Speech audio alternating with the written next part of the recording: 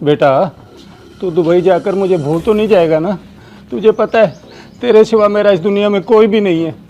अब्बा जी आप कैसी अजीब अजीब बातें कर रहे हैं। आप बेफिक्र रहें, मैं वहाँ जाकर रोज़ाना आपको कॉल किया करूँगा और आप अपनी मेडिसिन टाइम से ले लेना, भूल ना जाना। ठीक है बेटा, तू भी दिल लगा कर काम करी, बाकी अल्लाह खैर करेगा इंशाअल्लाह। और हाँ, एक और ज़रूरी बात, तुझे पता ही है कि मैं तुझे किस तरह इंतज़ाम करके भेज रहा हूँ। तुझे जैसे ही सैलरी मिले ना मुझे फ़ौरन भेज दें, वरना उधार वालों ने सब्र नहीं करना। जी अब्बा जी मैं सब जानता हूँ। चलें ठीक है फिर मैं चलता हूँ, बाहर सैफ मेरा इंतज़ार कर रहा है, उसने मुझे एयरपोर्ट छोड़ने जाना है। ठीक है बेटा, तू जा, अल्लाह तुझे खैर से ले जाए और अपने हिफ्ज़-ओ-मान में रखे।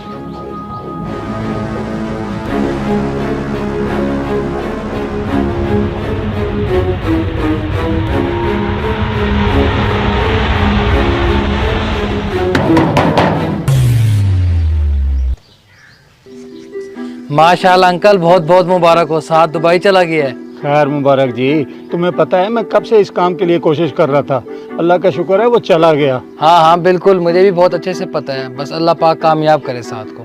हाँ हाँ बिल्कुल, मेरी भी यही दुआ है। और वैसे भी वालिदैन की दुआएं तो बच्चों के साथ रहती हैं हमेशा।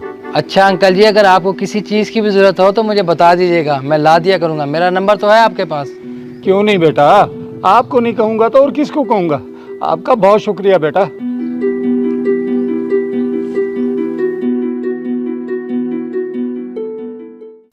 ओए हाँ बेटा, कैसा है तू? मैं बहुत परेशान हूँ, तू मेरा फ़ोन क्यों नहीं उठाता? ठीक हूँ अब्बा जी, बस नौकरी पे होता हूँ इसलिए आपकी कॉल नहीं उठा सकता। अच्छा, लेकिन बेटा मुझे कुछ पैसे तो भेज दे ताकि मैं उधार वालों को दे सकूं। अभी तो नहीं है फ़िलहाल, जो सैलरी मिली थी उससे मैंने आईफोन ले लिया था। क्या आईफोन ले लिया? बहुत ही अफसोस की बात है। वैसे मैंने तुझे कितना समझा के भेजा था मगर तू बाज नहीं आया। अब्बा जी आप बेफिक्र रहें, मैं अगले महीने पैसे भेज दूंगा। अभी मैं नौकरी पे जा रहा हूँ, फिर आकर बात करता हूँ। एक तो अब्बा जी ने भी अजीब टेंशन दी हुई है, हर वक्त कॉल करके पैसे मांगते हैं। क्या करूं, मुझे तो कुछ समझ नहीं आ रही। ये कौन आ गया?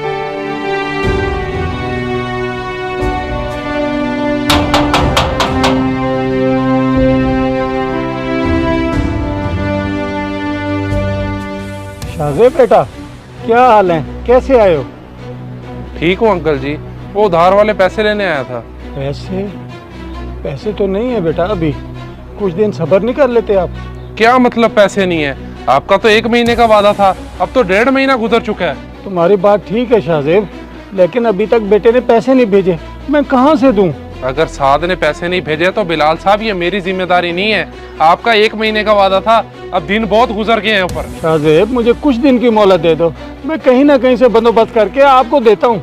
बात सीधी है बिलाल साहब, कुछ दिन नहीं कुछ घंटे की मोहलत दे रहा हूँ आपको, वरना मेरे पास और भी बहुत से तरीके हैं। मुझे आज शाम तक पैसे चाहिए।